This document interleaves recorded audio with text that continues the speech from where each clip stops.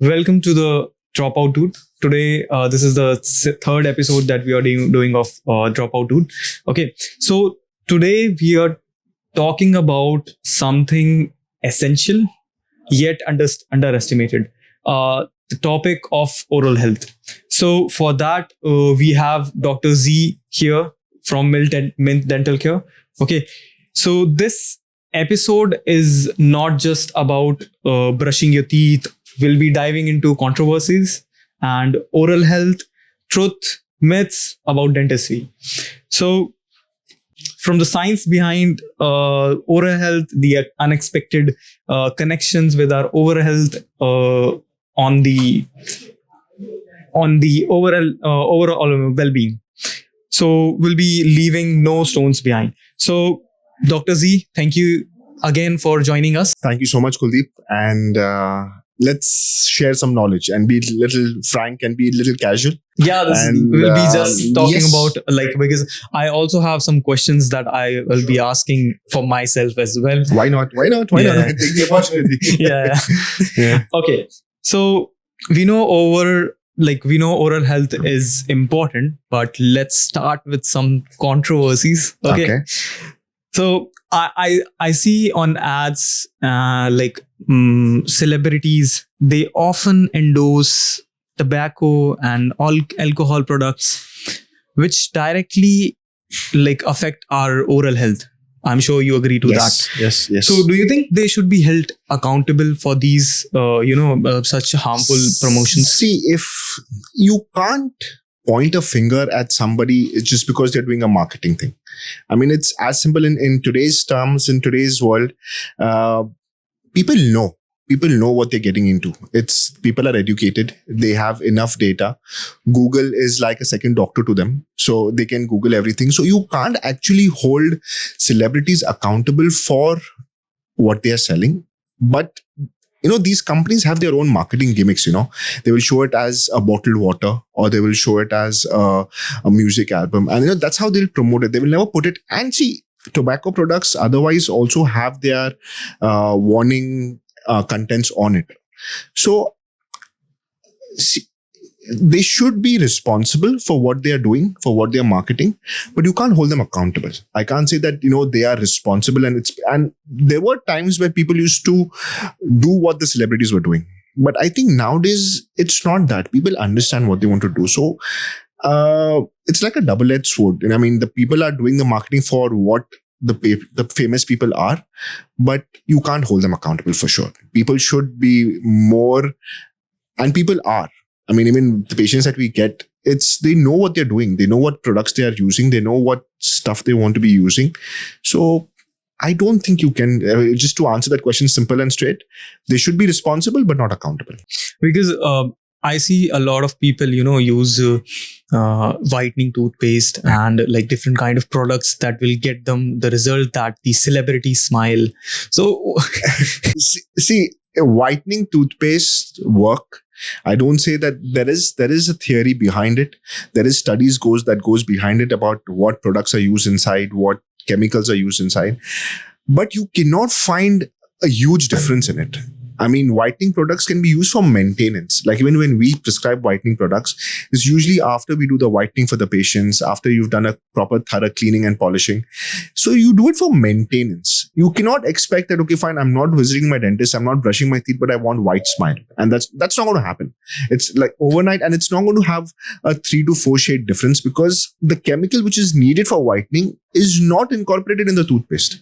It's there for maintenance. So you will have like a 1 shade difference, but never what Hollywood smile that people want to see. You will never get it. You will never get it with the whitening tooth. People, I see a lot of people they think it's like a cream because they get into the marketing of the brands because they do a lot of marketing around such products. They put in and they think that this product will get, because no.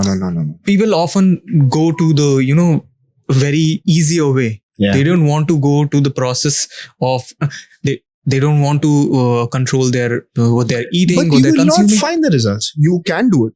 You can. There is no harm. A person, this is available over the counter. Just go purchase it. You can take as much amount of tooth cream. You can use as much amount of toothpaste. But will you get the results at the end?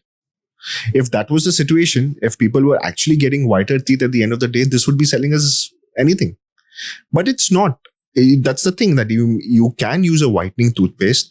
You will see a difference, but you can't find your teeth to be getting glowing white. That's not possible. You don't know that is it going to be healthy for you, or outside it look clean, but you don't know the insides. See, topically, toothpaste, again, it's not something that you're swallowing, so it's absolutely safe. I wouldn't say that a dentist will recommend a pea-sized amount for toothbrushing. That's the amount of toothpaste that you need. It's called a pea-sized. It's as small as this. That's what you need to brush your entire mouth. But marketing agencies, the way that it shows that it's a big dollop of toothpaste. But that's not what's needed. It's just to sell more product. But even if you're going to be using that much amount of toothpaste, this is something which is, you're not swallowing it. It is topical. So it's safe. They think the more toothpaste they will put, the more cleaner it will be. That's the myth.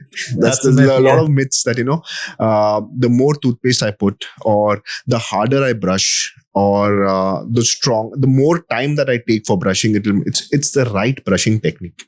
You should be brushing, flossing. These are very, very, very important criteria. You just brush twice a day. I have patients who brush 4 times a day.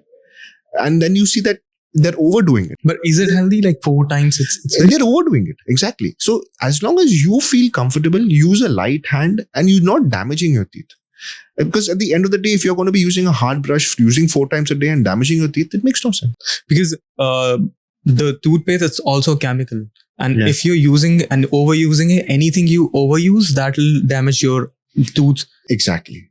So, but most of the toothpastes are non-abrasive that we get are non-abrasive. Initially, the tooth powders that we used to use that many, many years ago, that our grandfathers and all used to use, those were abrasive. Nowadays, the toothpastes are non-abrasive. So, per se, it's not the toothpaste which is causing the damage. It's many a times the toothbrush which causes the damage. Toothbrush, that hard. Many a times it's a myth that the harder I scrub, the whiter my teeth will get. You're damaging your teeth. What do you mean by abrasive? Can you explain abrasive a little bit? Means you're actually pulling out a layer of your tooth, and abrasive means if the particles are, like, for example, if you're polishing something, in layman terms, if it's grainy. Abrasive means grainy. Grainy, like tooth powder was grainy. Toothpaste is now in a paste form. So anything which has grains will abrade it more, will scratch it more. And that's will cause it abrasive. So that's becomes the upper layer of the tooth. Enamel gets this. Okay. So I remember that when back in college, like we had some kind of dental it was a seminar something, and a lot of doctor came. So they were saying that when you brush, people brush like this, okay, but there's a way of brushing your tooth correctly, like in a circle so see, circle usually we tell children, because children cannot, the movements for children is they develop their movements. So circular motion we usually tell for children. For adults, I usually tell my patients is you divide your face into 6 parts or 4 parts. Make it as the upper left, upper right, lower left, lower right, and you do it quadrant-wise. You do it quadrant-wise. You can move up and down. You can move in circular motion. You can move it, but your mouth should always be a little bit open. You should not close your mouth. No, that should not be done. That should not be. You just go light, take about 2 minutes, which is the ideal brushing time, and use a soft toothbrush. And you can find your own technique. It's not that something which is in the book is what is supposed to be done. You can find that if circular is good for you, circular is good for you. If you feel that it's horizontally, you're going up and down, feels better for you. It's the way that you brush rather than just doing it as a mandatory thing. Take time, do it in parts, spend 30 seconds on one arch. So 30 seconds, 1 minute, 30 seconds, 2. That's the ideal brushing time. What's your point on the electric brushes that we... Yes. So electric toothbrushes have their advantages. They are very effective in cleaning stains. A person who has a lot of stains, electric toothbrushes do their job. Again, the newer ones that have come now have pressure sensitivity also. So because what used to happen, a person using electric toothbrush and using a heavy hand was damaging his teeth. The enamel layer used to come out. So nowadays the newer toothbrushes have a pressure sensitive one where it glows up when you apply more pressure and the speed reduces. So I recommend electric toothbrushes also, but at the same time manual toothbrushes have their own advantages. So I mean, you can't clean the inner sides with an electric toothbrush. So I tell sometimes in my patients you can use both. Mornings you can use the electric toothbrush, night you can use a manual toothbrush. So there's no harm. There's no harm. Because people are very skeptical about using the electric toothbrush. No, I don't think so. As long as you use it the right way, YouTube has a lot of videos, tutorial videos about how these products themselves come with tutorial videos. And if you're using it the right way, it's not going to cause damage. No. Do you have any recommendation, any toothbrush that people can use? See, I only recommend being soft bristles. You can use Oral-B, you can use Colgate, you can use Pepsodent, Parodontax, whatever you find in the market. It should always be soft bristles. Should not apply pressure while brushing. And use a toothpaste that is suitable for you. Like for example, if you have bleeding gums, you use something which is for bleeding gums.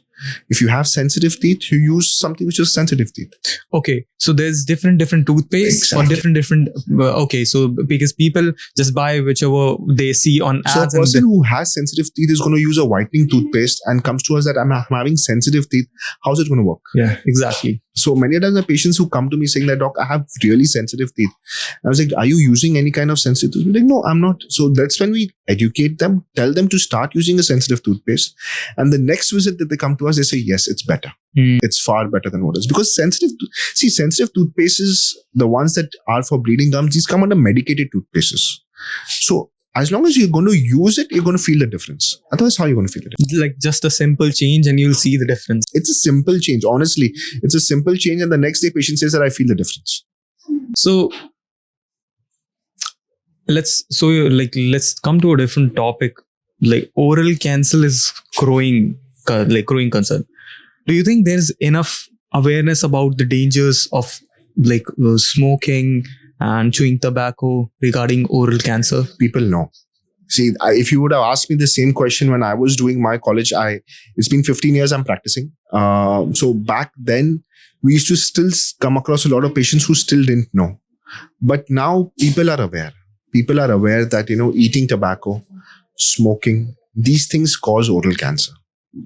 But is the awareness enough? No. You can... I personally try and explain to my patients. See, tobacco chewing as much in UAE is not there. I see a lot of vaping. Electronic cigarettes. Again, electronic cigarettes is a newer concept now. Initially, what the predisposing factors for smoking and causing oral cancer were basically, it was nicotine, the tar which is there and other. But again, not oral cancer, lung cancer also was because of tar. Electronic cigarettes eliminates these factors. But at the same time, electronic cigarettes is now slowly the studies have come up that the liquid which is using for evaporation, which is ultimately evaporated into the smoke, that gets accumulated in your lungs. So again, you can't say that tobacco chewing and smoking is directly responsible for oral cancer. These are predisposing factors. Predisposing means a person who's using this high chances of developing cancer. But it's not that a person who's using it will get oral cancer. That's the difference. Because vaping, cigarettes and these products, they do harm, but not in the way that tobacco harm you. It's harmful. It's whether you are smoking electronic cigarette, whether you are smoking normal tobacco cigarettes, whether it is IQOS. People feel that no, IQOS is safe. I can smoke. I'm smoking IQOS. I'm not smoking cigarettes. No, all of these products are injurious to your health. It's that one line which is there. These things are injurious to your health. Now you need to understand how much of importance this is for you. Again, like the marketing, they say it's safer because it's not.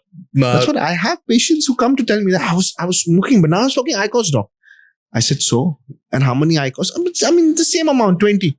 I said, but that's the thing. It's not that you've substituted yourself, but it's not that you've not using the tobacco products anymore. And it's not that the IQOS and the other products may or may not cause cancer. You are ultimately causing damage to yourself.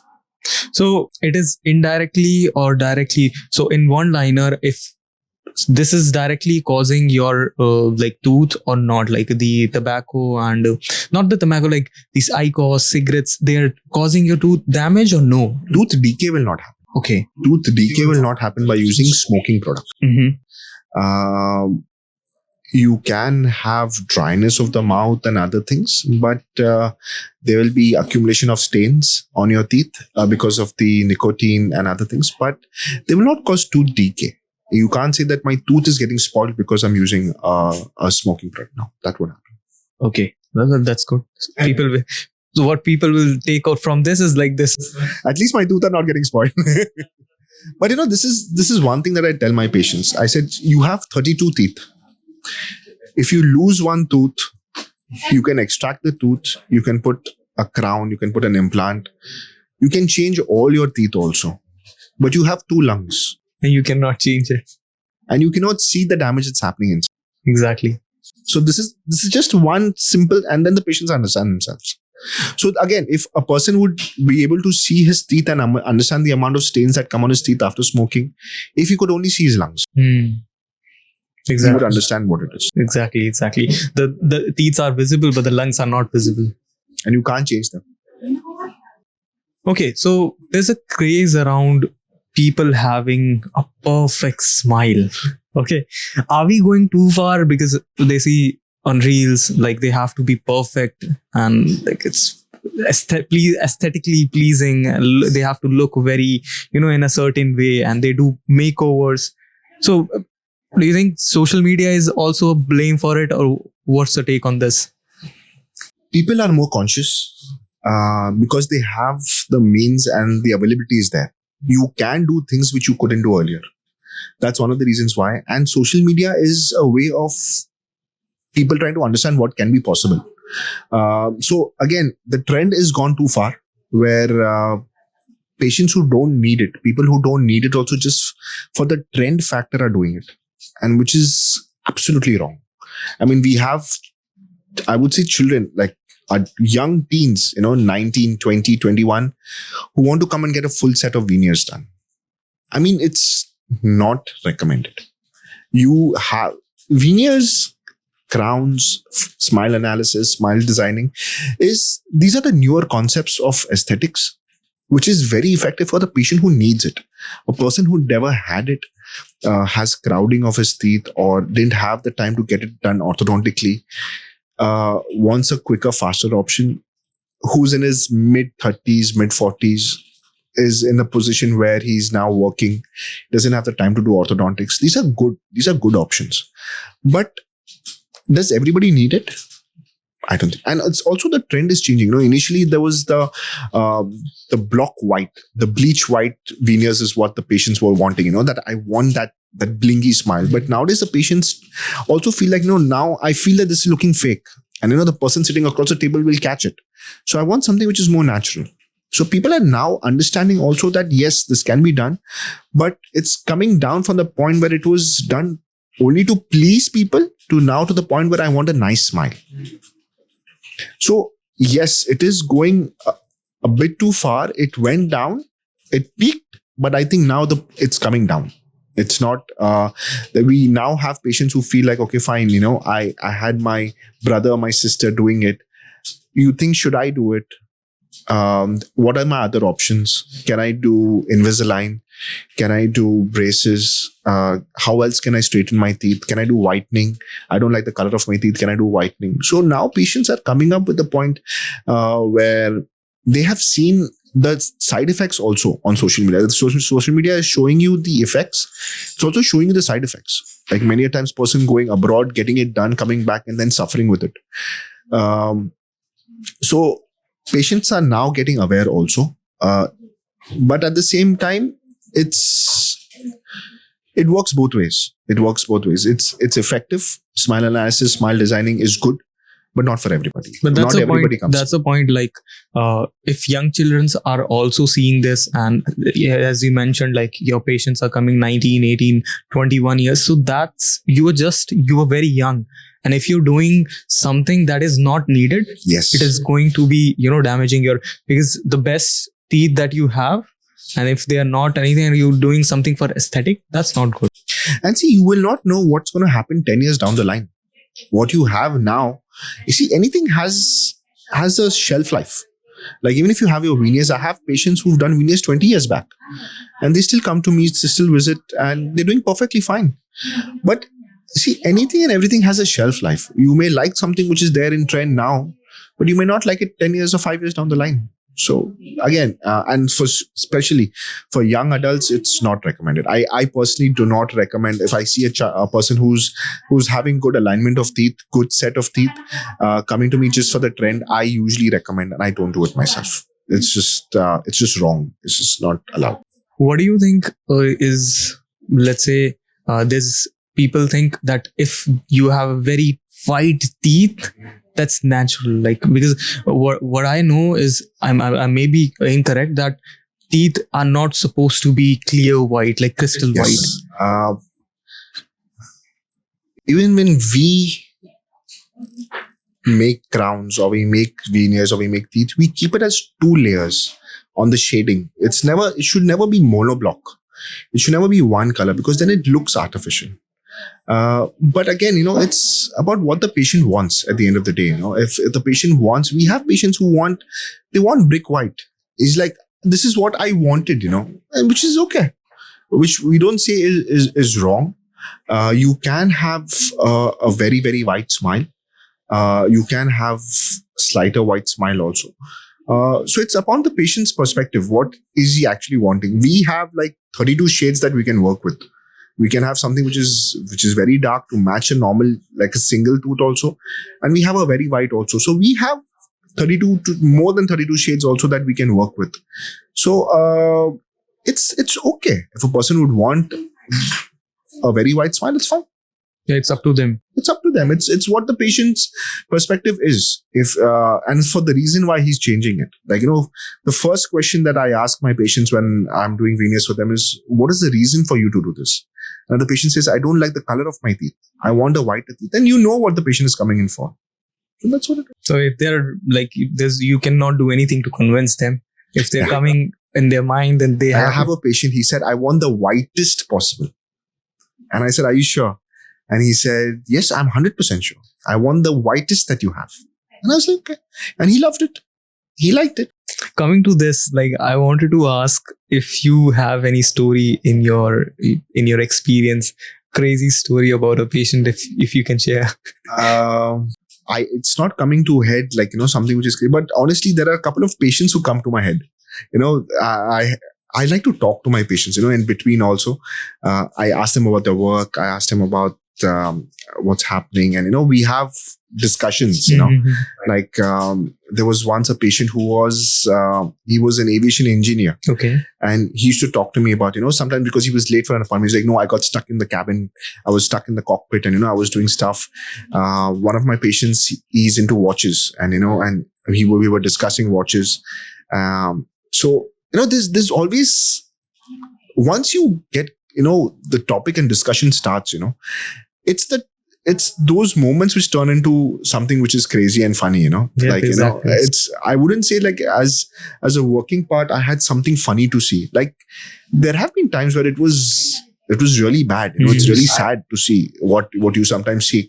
But I can't say it was funny. I can't say in my field of work that it was something funny. But people come up with crazy because they see a lot of things on internet, they research about it and they don't have the background knowledge about it. Yes. So they request something bizarre that's whitest teeth possible. No, I still had a patient who said, I want a gold crown. Okay.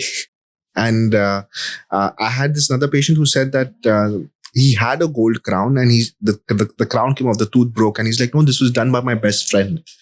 And I have sentimental value to it. And it was done by a very good friend of mine. So can you put the gold crown back for me? And it's difficult. I mean, we can do gold crowns, but it's difficult. It's not something which we get very often. But yeah, patients will ask. Which patient will ask for, they may see something and be like, no, I want this. So, yeah. So, like dentistry can be expensive. I see, like it's a very expensive thing. And these cosmetic procedures. Yeah. Do you think that dentists sometimes push unnecessary things just to make profits? So there are 3 questions in this. Dentistry is expensive. True. Cosmetic procedures are expensive. True. Are dentists pushing it to get it done? Maybe false. See, dentistry can be expensive. Cosmetic treatment can be expensive because when you're doing cosmetic treatment, you're not doing it for one tooth. You're doing it for 10 teeth. You're doing it for 15 teeth. So obviously your cost is going to increase. And secondly, cosmetic treatment is not something which is recommended. It is something which is asked upon. Like a doctor will never say that you need this. You need to get veneers, or it is sometimes that the person will come back and say that, no, I want to get this done. I want to change the way that my smile is. This is most probably cosmetic. Minor procedures are not expensive. And again, if you say that is dentistry expensive to the point, I very often say this. You may go to the dentist the first time in your life at the age of 30 or 35. You may have a lot of treatment to be done. Is it necessary you finish all your treatment done in the first 2 months that you see me? Is it necessary you finish all the treatment in the first appointment that you see me? You don't break the bank immediately. The doctor will tell you that this is needed, this is needed, this is needed. You may need crowns, you may need fillings, but you do it step by step. You do it step by step. You invest in yourself. You do it step by step, and you do it over a period of time. So that's where it doesn't hit you as much. But if obviously you're going to be having more than 5 to 6 teeth or more teeth, or the first time you visit a dentist, and if you're going to be having, so it's obviously, the treatment per se would take time. The treatment per se would take money, but it's not necessary to do all of it at the same time. So I see it's expensive because there are a lot of things involved in it. It's not a single step and it's finished, it's done with. But at the same time, there's a lot that you can do yourself also. Regular checkups. Don't wait for the pain to come. Sometimes the doctor will recommend that, there was a filling over here and you need a filling. You go to the dentist after 2 to 3 years saying that the tooth is paining now. And then obviously if it gets into a root canal and then it goes to a crown. Is the dentist responsible for pushing you for a filling at that time and now pushing you for a root canal? I can ask this question to you. Exactly. So did I push you initially to do the filling? But if you would have got the filling, you would have saved yourself that much better. So again, to answer it, there are ways in which you can manage yourself. It's not a very expensive procedure to be done. There are more expensive procedures that patients will do. But this is something on which you're going to be eating every day. You need something which is going to be strong enough. You need something which is going to last you. So it's not an expensive, again, if I would say that if you manage it well, it's not expensive. Cosmetic procedures, yes, because they involve more than 1 teeth, more than 5 teeth, more than 6 teeth. So sometimes the cost may increase. Dentists pushing you, I don't think so. You cannot hold somebody's hand and push him down and do the treatment.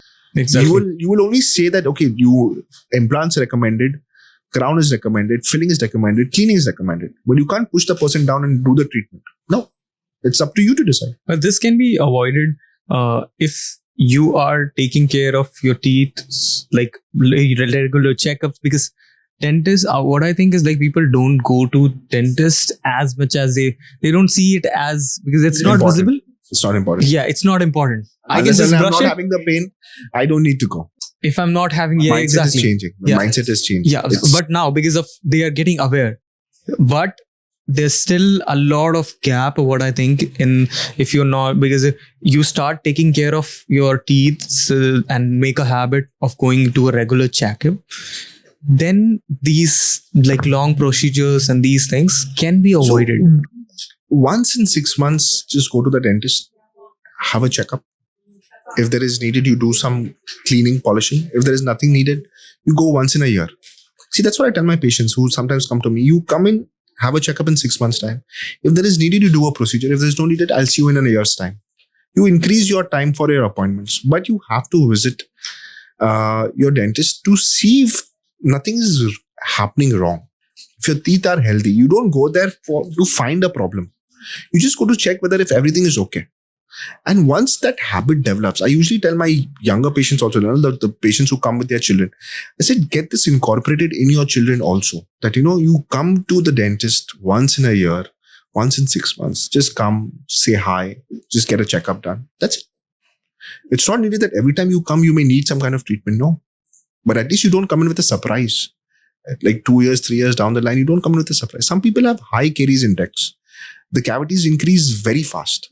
The decay increases very fast because of XYZ reasons, high sugar intake or maybe soda intake or whatever it is. But this is where you have to keep in track that, you were not doing this 6 months back. You've changed your habit and because of which you've developed a cavity.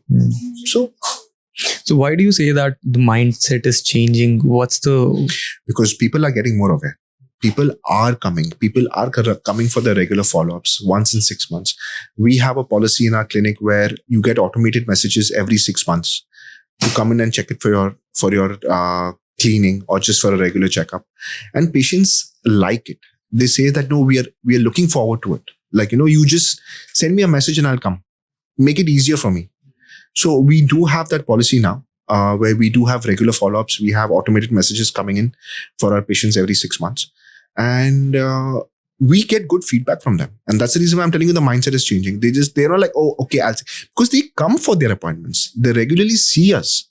And that's the reason why I said. Because now because in starting we discussed the different side of like the bad side of like having marketing and these things, but there's a plus side as well. People are getting aware of these things because before they were not that aware that this can cause this.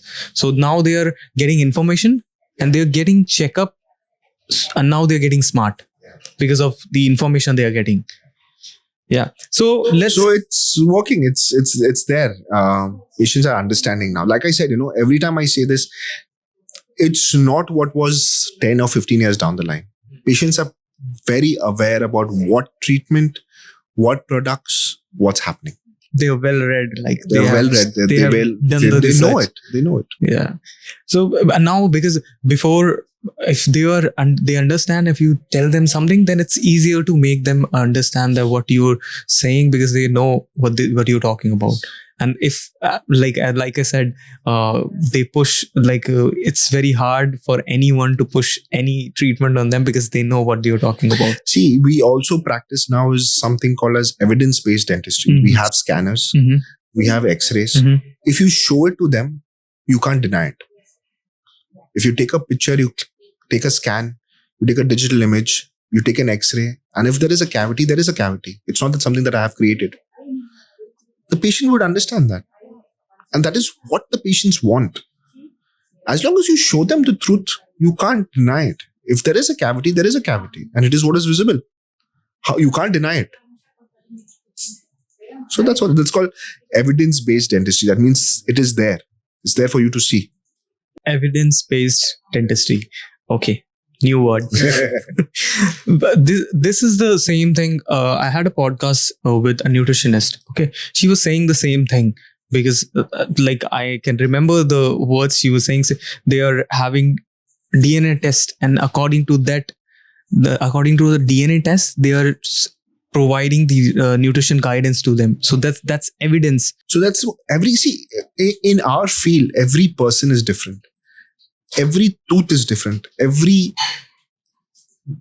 conditions that the person may go through is different. You cannot have the same diagnosis, same treatment, same way of looking at two brothers also. Because they're two different people. I remember this you just mentioned. I was reading before having this podcast. I was reading some, articles or something. I came across that your tooths are like your fingerprints. Yeah. It is. Every same as fingerprint, not a single person have similar fingerprints. So it's like the teeth is also different. Is it correct? Obviously. I can't take your tooth and put it in my mouth.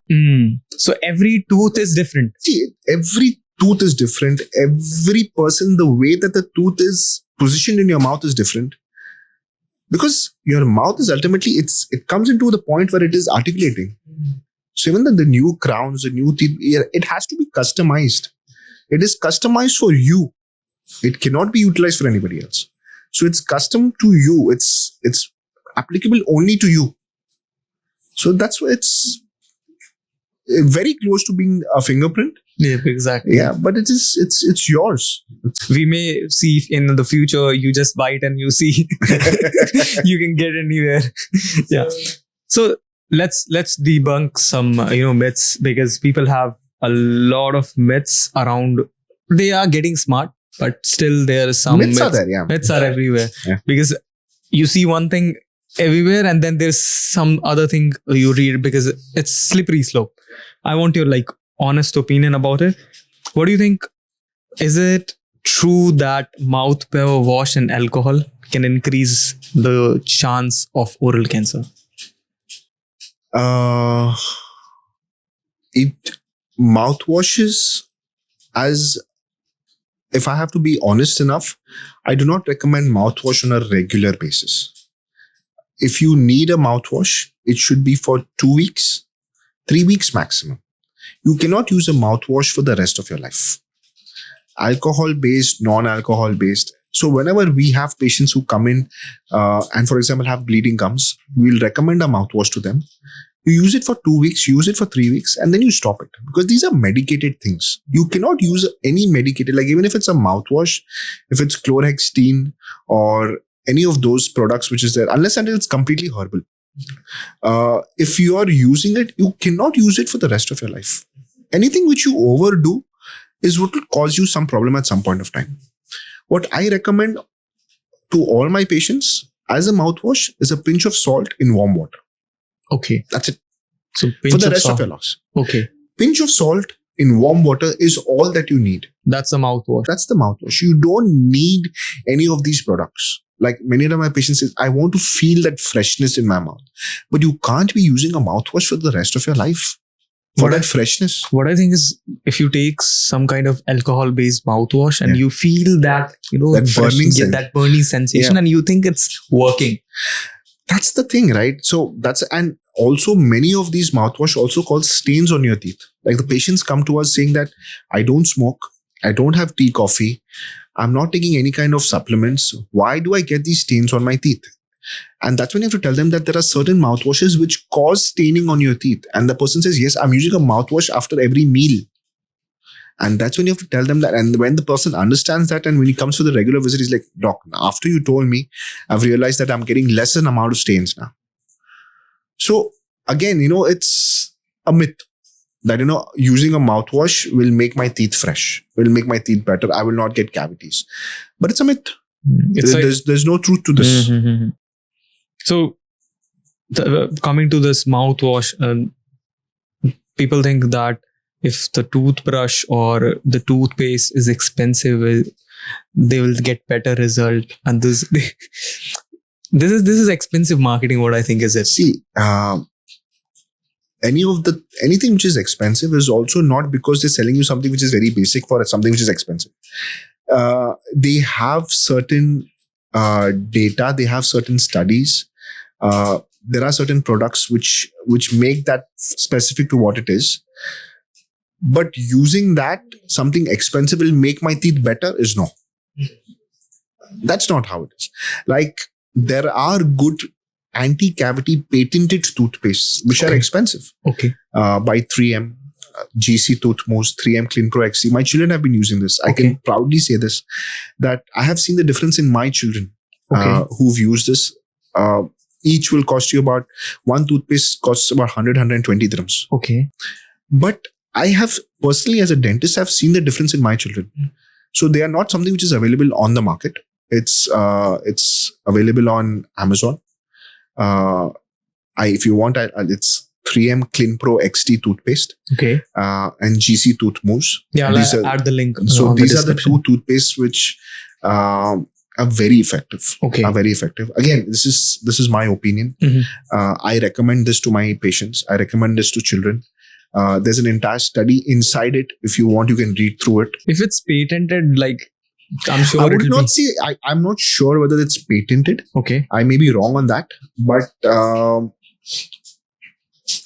they are genuinely good. Okay. So you have if you seen if the you if visible you results. ask me, for my pedo patients, for my child patients, I recommend these two. My daughter was as old as 2 years old when she started using GC Toothmose. It's very safe. So even that factor, but anyone, it's a disclaimer that you have to read it before you accept Or something. you can just go to any dentist. You read it. It's your not dentist. because I said it. This is something which I would recommend. I have seen it myself, but do your research, do your reading. But it's a topical toothpaste. It's not something which is, again, you're ingesting it. Okay. So it causes no, but I've seen the difference for sure. Mhm. For sure. So let's start with something, because oral health, is it connected with your overall gut health as well, or what do you have something about See, that? again, off late in the past, I would say 5, 7, 10 years, patients with gastric reflux Mhm. is becoming. We can see the oral manifestations in the person's mouth because of having high gastric reflux. Okay. So I would not say that the teeth are responsible for your gut health. It's your gut health which is causing damage to your teeth. Okay. It's the other way around. It's the other way around. It's not. It's the acid which is basically produced in your stomach and which you get in your mouth, which is what's causing damage to your teeth. Mm-hmm. So yes, and then when you ask a patient, they will be like, "Yes, doc, I've been facing these issues. I'm having trouble with this, and I'm on treatment." Or you tell somebody that you see a gastrologist and you get treated. You understand how it is. So again, it's not. It's something which is very important because patients sometimes don't know why this was happening. So you educate them, and hence the regular checkups. Hence the regular checkups. Because see, there are so many things that we can catch just by having a general check, and then ask the questions. Are you brushing hard? Are you having gastric reflux? We have many times patients nowadays to lose weight are using apple cider vinegar in their salads. Okay. Apple cider vinegar is a high acidic content. It's vinegar. Yeah, it's apple vinegar. cider. Yeah. So that causes damage to your teeth. Mm-hmm. So then when you ask the patient, like, I was taking a lot of apple cider vinegar. Mm. They usually take shots in the morning. Yeah. These cause damages to your teeth. So that's how you slowly get into the history.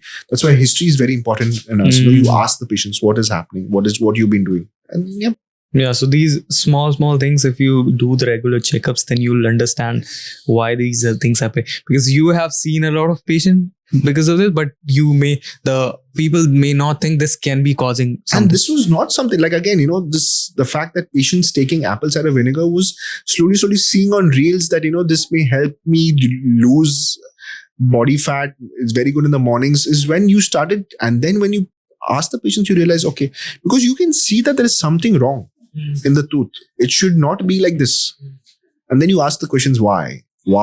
And then you come to these questions that, patients started saying that, that's why I'm saying this. Because I had patients who told me this, that I've been using these products. And that's what. Okay, let's step back in time. So back in time, we didn't had this much, like these toothpaste, as we mentioned earlier, they had some kind of tooth powders. So yet, I don't remember like seeing people having problem with their teeth. So is it some kind of diet, or we are changing lifestyle? Lifestyle modifications, diet modifications. We are eating too much sugary foods. It was not as much as it was available. So these things are which is causing damage now. So sugar, it's like the normal sweet or any kind of sugar?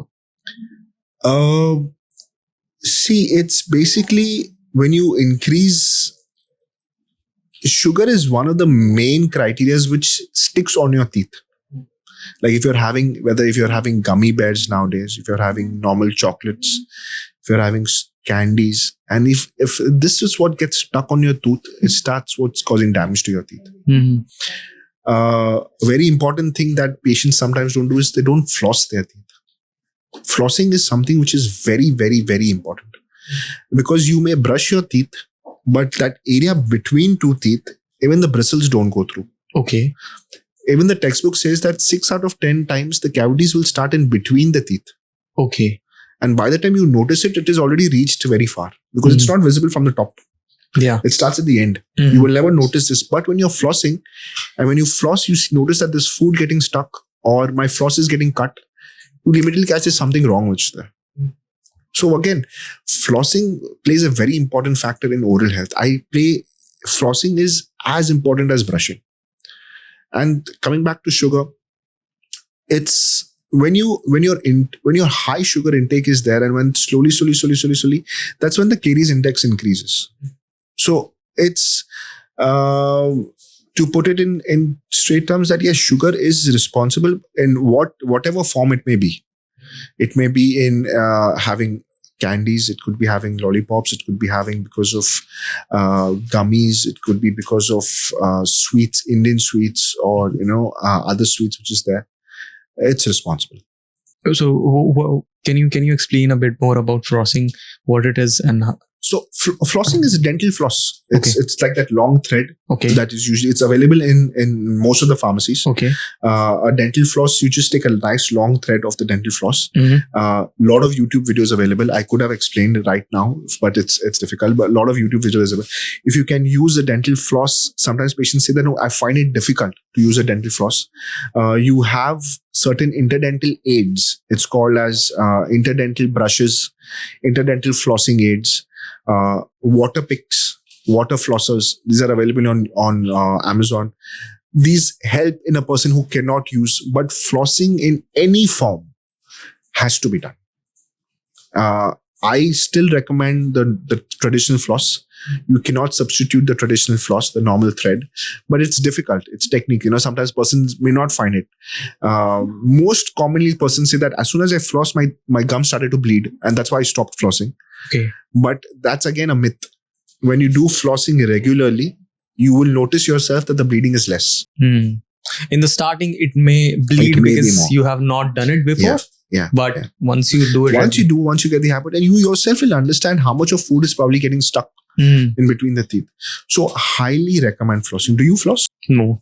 You should start. That's why I asked. You should because start. I didn't know. This is the problem that if I think of myself, okay, I had, as you can see, these front tooths.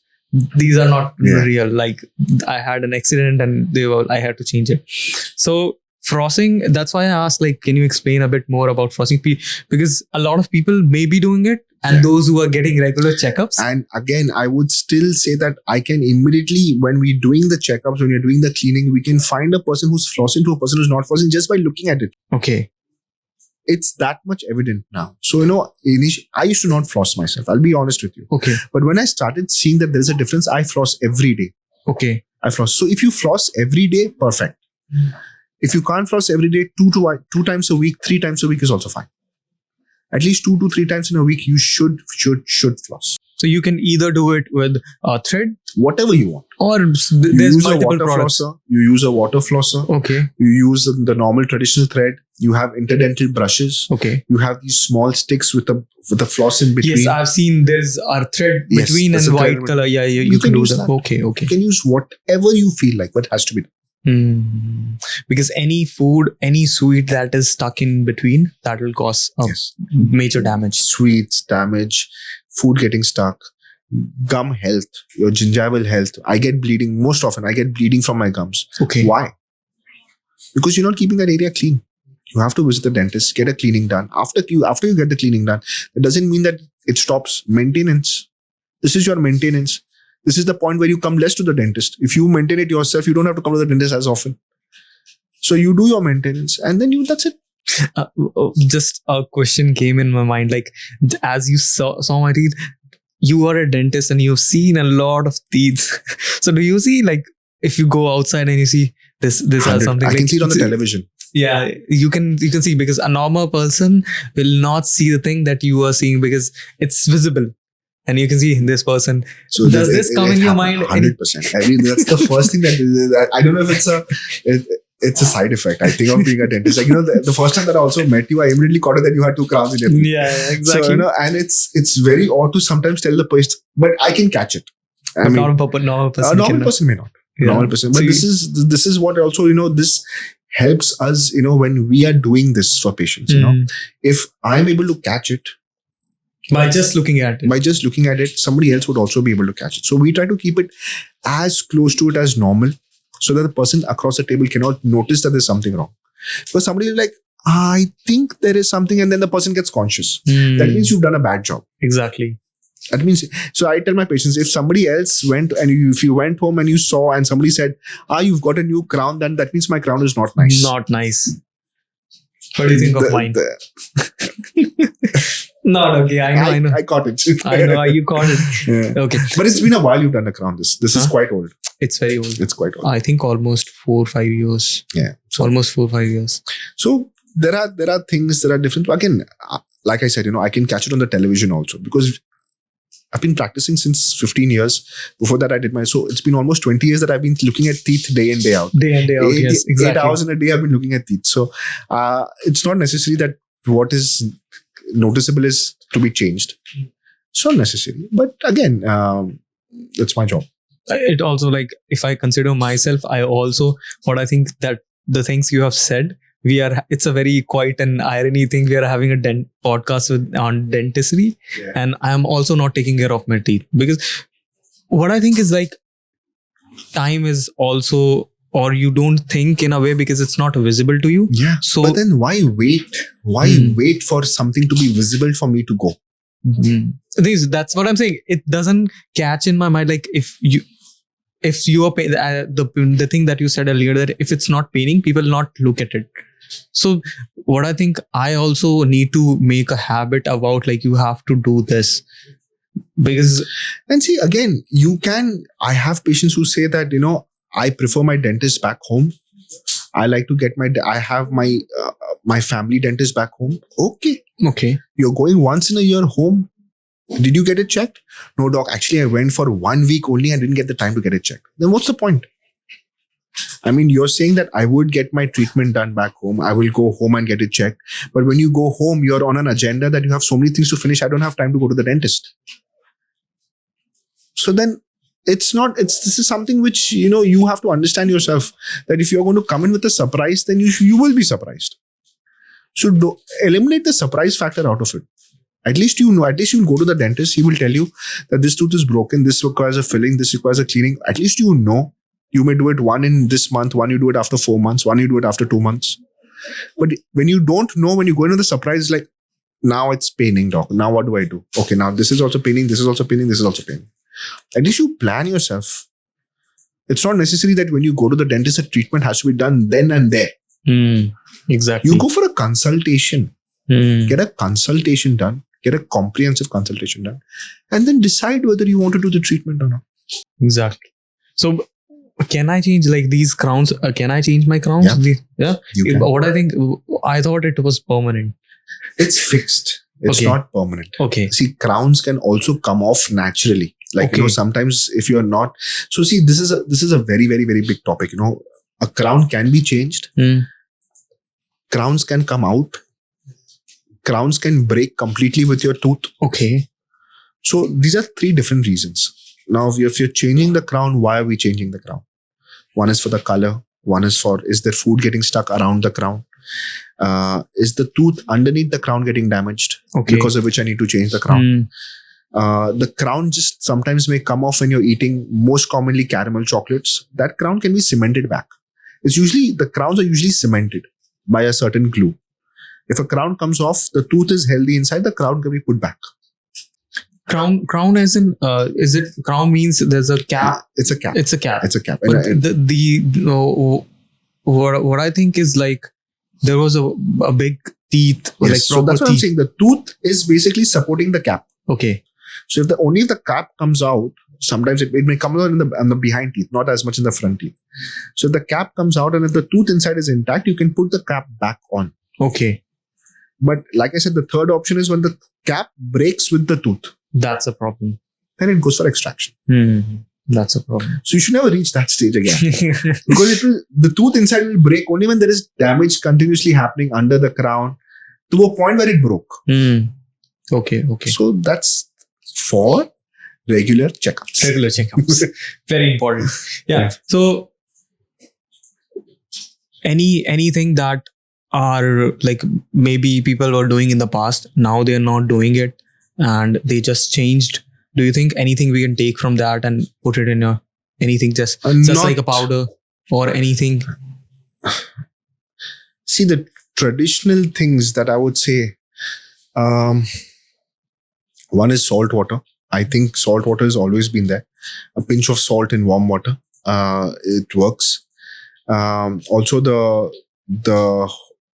I would say it's like the Indian desi nuskha, which was you put a little bit of honey, Okay. with a little bit of turmeric, Okay. and apply it, or using clove oil. But again, it's not as effective. Okay. I mean, you can still. Sometimes we do get patients who've had burns because of clove oil. Okay. They overput it. So anything these, you don't have to do over it.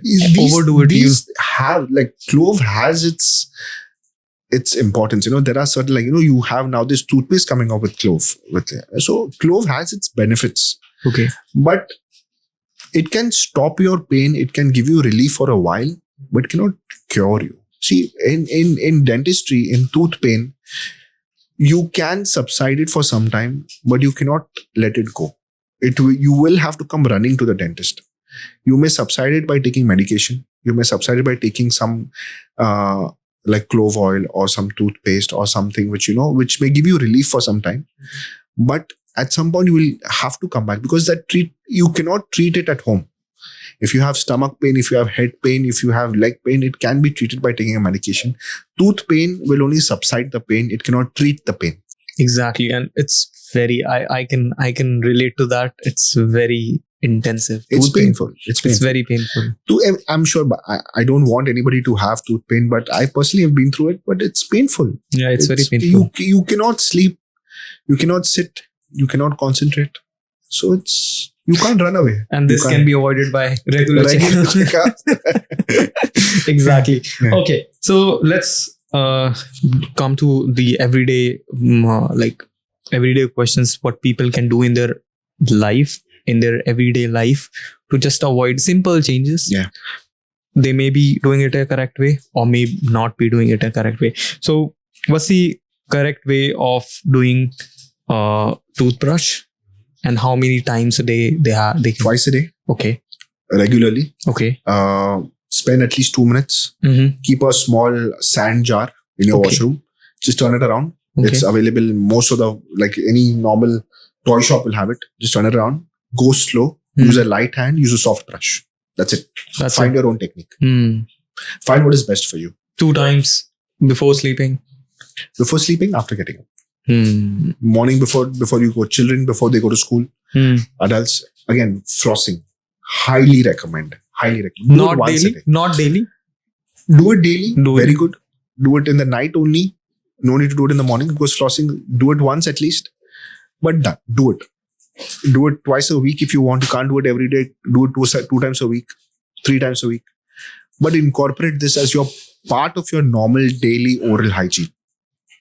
It has to be incorporated in us, put it across to our children. It has to be done. Has to be. Brushing is incorporated in the children's, but these flossing. These small. So even now when I come, I see again flossing for very, very young children. No. Okay. Once you get your old, you get into the teens where you have your permanent teeth coming in, because when children don't eat children that much. No, children also flossing also. Okay. It's to develop the habit, but don't be very emphasis on it being done every day, because for children also sometimes some teeth will fall out, new teeth are coming in. They are into a phase where they are getting adjusted to their new teeth. You don't want to trouble them too much. Exactly. So once you know that you 12, 13, 14, when most of your milk teeth have fallen, you have more permanent teeth. That's when the habits develop. Exactly. And that's what the habits you take forward. Not somebody who's as old as 6 years old, you tell them, oh, you floss today. No. Okay. So also people don't clean their tongues as well. Like, because these bad smell, people usually think that it is coming from their tooth, but it's generally from their gut or with their tongue. They don't clean their tongue, because brushing is also important. Yes. Flossing is important. Yes. But cleaning your tongue tongue cleaning is very, also very important. Yeah. This I do it regularly. This is I know that I read it somewhere, and my father used to say that bad smell comes from your gut. Not tooth doesn't smell. See, many times I have this question. Sorry to cut you, but No issues. but dental mouth bad odor is an entire textbook for us. It's an entire chapter in a textbook. Okay. It's not one reason. Okay. So that's when I sometimes have my patients coming that I have bad smell coming from my mouth. What could it be because of? Is it because of my tooth? Not really. Like you said, gut health, acidity, constipation, sinusitis, Okay. food getting stuck in between the teeth, your gums itself not being healthy, dry mouth, Okay. person who's not having enough water, dry mouth, a mouth breather, person who usually is sleeping and is breathing with his mouth open. That's when the mouth gets dry. That can cause bad smell. Person who's taking a lot of coffee, Okay. more acid intake will tend to develop a bad odor.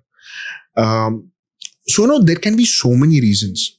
I think I can come across a couple of more, but you need to eliminate one of these. Keep eliminating. Okay, this is not because of this is not, and then you will find the reason why it's happening. A person who's bloated, who's having gastric issues, will have bad odor. Okay. So you will try to find out, what is it, and you'll get the answer yourself. So not necessarily it can be because of your teeth or it can be because of other factors as well. Because there's a lot of factors, including. Like I said, it's an entire textbook chapter for us. Okay. So you need to understand different reasons why it could be. It's not like one thing you can just fix. You have to test and try which one. There's any easier way for it? To check for. No. Get a dental checkup. Checkup. Regular checkup. Exactly. So, what about chewing gum? If people sometimes chew a lot of chewing gum, is it? It's okay. Chewing gum is also because they're chewing. It's okay. It's okay. See, anything which, again, you overdo it is bad, but there's no harm. No, there's no harm in chewing gum. As long as it's, you have sugar free and other things also. It's okay. So let's come across a very sensitive topic people have. Okay. So there's a growing evidence that certain lifestyle, like having oral sex. Okay. Can this increase the risk of oral cancer? See, again, the entire concept, cancer is not contagious. Okay. You can't touch somebody and get cancer. Okay. Yeah. Exactly. It's not that. And again, oral sex is not related to cancer. Okay. Sexually transmitted diseases is there. Okay. That would happen. Unprotected sex will cause all these issues. Okay. But cannot cause cancer. I don't think there is any evidence. As far as I have read, I don't think there is much evidence that an oral sex will cause cancer. Okay. No, I don't think so. It will cause you a lot of other diseases, which you have to be careful about. But not cancer. Okay. But there's any simple thing that you might not think that this can cause oral cancer, but it can be a major reason for that. Do you think anything simple lifestyle or doing anything you advise someone to avoid it? If you understand what is cancer, it's basically the cell is. This is about a little bit in science, It's a mutation in your body which is now causes excess or dying of the cells. Either it's excess production of the cells which develops into a tumor, or it's the dying of certain amount of cells which ultimately causes that part to die out. So it is not, again, even the researchers have not said that there is a certain thing that you use and you will get cancer. These are all, like even smoking, tobacco chewing, and other factors are all predisposing factors. Okay. The factors that may lead to cancer. they don't say it's 100% responsible for cancer. A person There's other factors involved as well. A person who's not smoking, a person who's not having tobacco can develop tongue cancer, Okay. can develop cheek cancer, can develop jaw cancer. But he was not doing anything. It may be the reason, but not the only reason. It is a predisposing. So when it's a predisposing factor, means these will, if you're using any of this, these will cause changes in your mouth, your teeth, which will ultimately develop into cancer. Okay. So there are certain, like, white spot lesions in your mouth and other things which happen when tobacco chewing. So again, tobacco chewing is betel nut. We've seen this. I'm from Mumbai, so and I did my college from Nasik. So we have seen betel nut to go into an extreme where it's reached cancer, because people have a habit of keeping it in that same area. That area gets burned. And also this rubbing of anything that's also causes this. Like, this, we don't see this as much in UAE because people are fine. They are very educated here. But OSMF, which is, oral submucous fibrosis, where your cheek becomes you can feel like fibers inside your cheek. Okay. Difficulty for the patient to open his mouth. So all these are predisposing factors. All these are pre-malignant lesions, which reaches to a point where a person still doesn't stop, will reach to a point of cancer, will reach to a point of malignancy. But there is you can't pinpoint that. You cannot pinpoint one anything. Thing that I did, if it was as easy. Because what I think is like cancer, in a way, it's a very broad topic. It's a very difficult stage to reach, and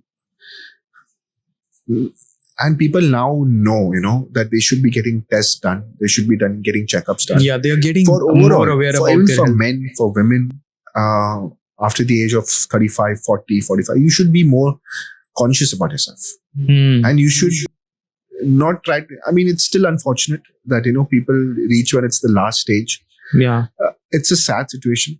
But medicine is also coming to a point where we're getting better at it. But it's still, there's no reason per se why a person would have it. That's not bad. So you mentioned something about drinking coffee can lead to I said to bad oral smell, bad odor. So again, when you're having coffee, it's basically your acid content, which is on an empty stomach. You're just having coffee, which will help in developing gas.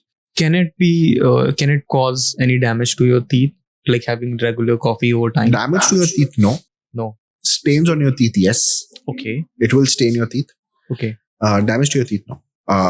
Because ultimately you may swallow it. Stains is because of the coffee. Yeah. Can be removed. Clean. Like it can be clean. Can be clean.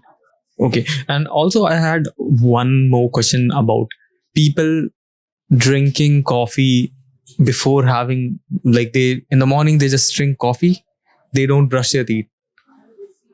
And they do it after having. So what do you think? What I'm like, the first thing in the morning I do the brush. Like I have to. It's normal, yeah.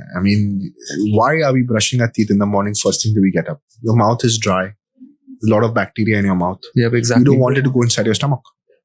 So if you're having the coffee first thing before you're brushing, I know people say you have to have it on an empty stomach, but brushing, you're not swallowing anything. Brush it and have your coffee, yeah.